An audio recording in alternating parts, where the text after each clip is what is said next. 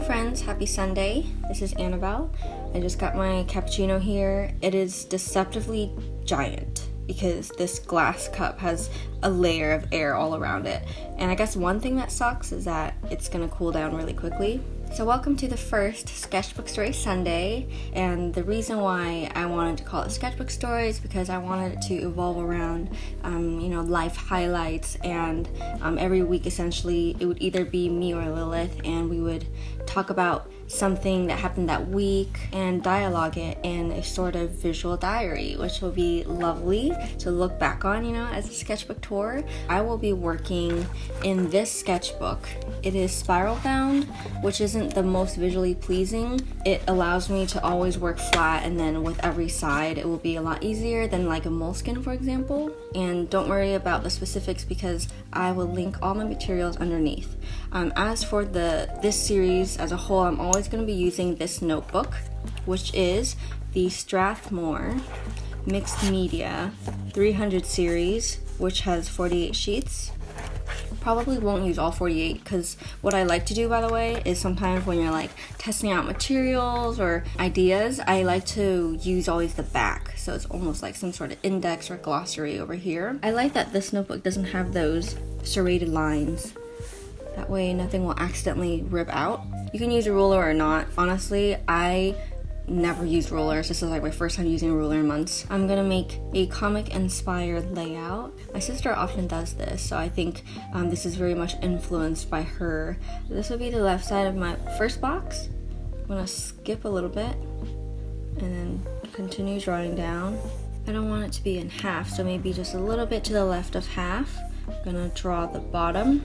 This is helpful to have a clear ruler because you line up this line and make sure that whatever you're drawing above is parallel.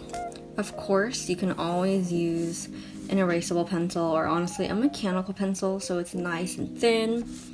I feel like this is really for myself, and when you do sketchbook entries or sort of visual diaries, it's really for yourself.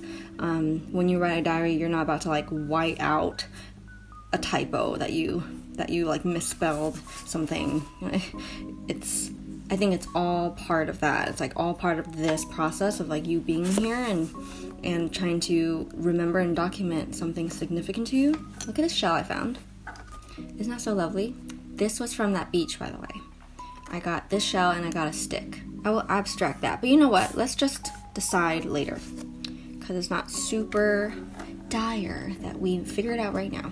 With this box, I'm going to split it up into more boxes, so that allows for more detail. This is the layout for now. The only thing I wanted for sure was this flat panoramic one at the very top because my reference photo, I thought it's very fitting for a beach scene, and it's very horizontal, my photo itself, so I think this would be a really nice one to draw the attention when you first see it.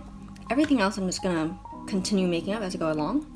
I'm starting out with the sea cliff, and I normally shade by making little parallel lines together, and I'm really carefully making the jagged edges of the cliff. It's not too important how exact it is when it comes to drawing things from nature. I realized that stitching my two photos together, I didn't contemplate whether or not the horizon would look right, so you can tell that I should have made the left side lower, but that's not too important. I feel like that said something about stitching memories together anyway. Now I'm taking my color pencils and graying out the whole thing, but very lightly. I really don't enjoy color pencil. This is my first time using it in like 5 years, so I'm being careful about it. I'm gonna put in some of the details instead of putting in with pen. Just thought that the mixed media look, it would be very soft and foggy. That's the look I'm going for. So that's supposed to be grass, and then now on top of that cliff there is a house with a fence. So penciling that in, it really looks like it's like in the distance and foggy. It's very iconic in NorCal. So if you've ever visited San Francisco, that's like Carl the Fog.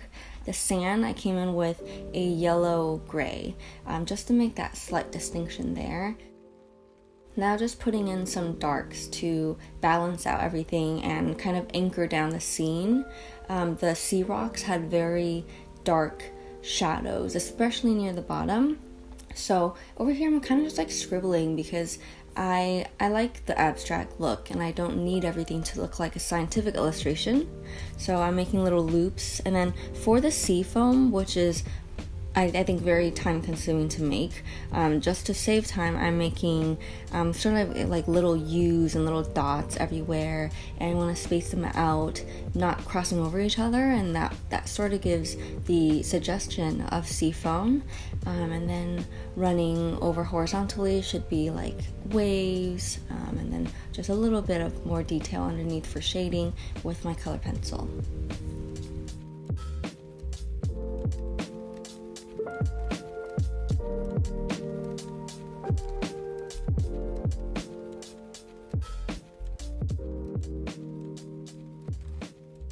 So the three of us are standing over here now. Anthony was taking photos, and Amanda and I were talking. So I snapped this quick candid picture while we were letting the waves wash over our feet. So you saw earlier I made that really quick composition sketch, but you can tell that as I'm being more exact with the pen, I'm not following that exactly, because the first rough sketch I'm not accurate at all, and the second time I pay more attention, so it just helps me compose a little bit. This is supposed to be her denim jeans, which is much darker compared to her shirt or our feet. The pants on the beach are both gray, but again, I'm not going for realism, so just sort of whatever you want with this, like, you have control. So I'm placing emphasis on the shadow now, so I'm like sketching that because I really like the lines of that. Almost right now, it's like the shadow is comparable to the curve of the sea wave. So in real time, you can see I'm just making little decisions as I go along, and tiny little jagged lines, and then making those little circles again. But I think it's really important that none of the circles touch. That way it really emulates the bubbles atop the sea waves. I chose this pen because compared to the Micron pen, the tip doesn't get damaged if you push too hard. This is a fountain pen, and you know how the Micron pen is really fragile, but I didn't like this as much as I thought. The shading was kind of cool because if you lightly scrape it this way, like I'm doing right now under Amanda's feet, it's very feathered out and very light, so it slightly emulates graphite, but overall it's not as good as I hoped it would be. Not that it goes like that for everybody, but just like my personal comfort, I think I would still prefer a Micron pen next time. I'm making like tiny little lines in one direction, so that's supposed to show the sand streaks, because when the waves washed over the sand, it left some beautiful markings and like darker places of sand in the striping, so that just gives the floor some directionality. You can see that directionality right there underneath the kelp that I'm drawing. I really loved the way that the kelp was just laid out there on the ground and the way that they intertwined. And here I'm now using a Micron pen in the same thickness, but I think it just flows better overall. Maybe I'm just more used to it, honestly. Oftentimes when I draw realistic things, I like to pick up my line as least as possible so that my pen has to stay on the paper and overlap and loop around, and that stylizes the image more than making it completely photorealistic, I would say. And then when I shade, I still do the little parallel lines that run together in one direction, and then of course you can change the direction to suggest or do cross-hatching or things like that. My drawings have been quite stiff this entire time, and I think it's because I didn't warm up or anything. So this is sort of the warm-up, and I'm getting a little crazy now. I'm just like, whatever, gonna add some random lines here and there to just give the piece some movement. What I liked was like the streaks on the sand. So instead of coloring the entire back, I'm using the dark color pencil to just slightly shade in those waves. I do realize and admit that if I use watercolor, this page would be really different and also like probably really beautiful, but I just wanted to start out the first entry with something simple and not go really complicated like I know I would take it out of hand, because I love wet mediums and dry mediums are a challenge for me, so I'm also here to practice and learn myself. So with the next detail box, this is more kelp, but if you look closely, I really like the little air pockets there specifically. Just to capture that detail, I'm just making a really more like cartoony outline sort of illustration. I'm just gonna make little diagonal scratchy lines. Like, I can't really describe that. It's just little scribbles. Oh, I guess scribbles does describe it. Coloring in the back just so that the parts that I want really stand out.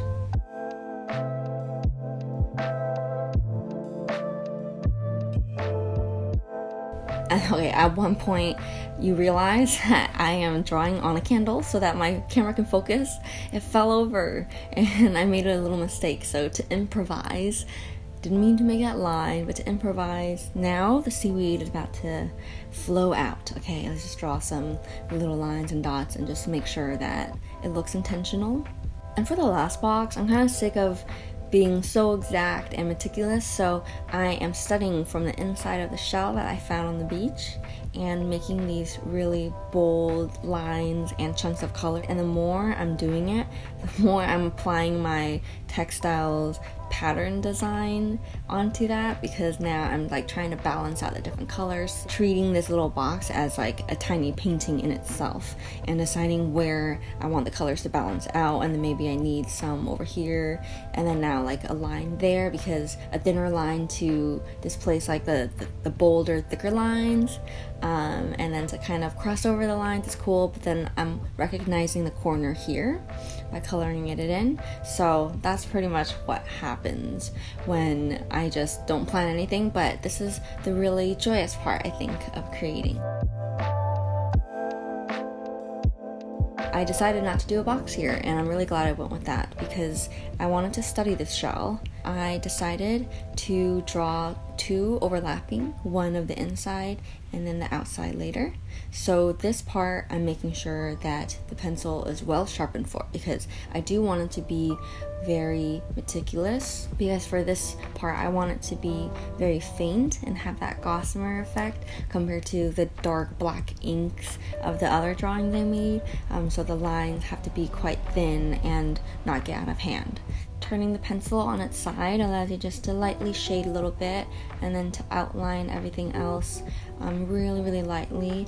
If you hold the pencil further away from the lead part, it kind of gives you more control in a sense to make repetitive movements, I find, because your fingers have less movement and it gets really tiring for me, I think. Making those little dotted lines, just like scooch it along and then pick up the pencil along the way and then color everything in really lightly. As you see, I'm kind of like turning the pencil, so just sort of whatever feels right to me in the moment. These color pencils have wax in them, so if you color in very heavily, it will avoid having like that sketchy texture on this paper. So that's what I'm doing with the pale light gray, but I want this sketchy texture some places. I'm stopping now to study the top side of the shell, which is really nice because you can see like the curves of all the little notches in the shell. So that's what I'm studying, and I'm using the warm brown gray to give it a nice contrast. And it was so therapeutic to just like go along and make all of those little dots along the shell, and then coming back with a dark gray, because you can see in the shell itself there are like some darker edges. Now I'm doing my spinal touches. All I can say that is that like my decision making in this is half looking at what is actually there and then half what I feel like should be there.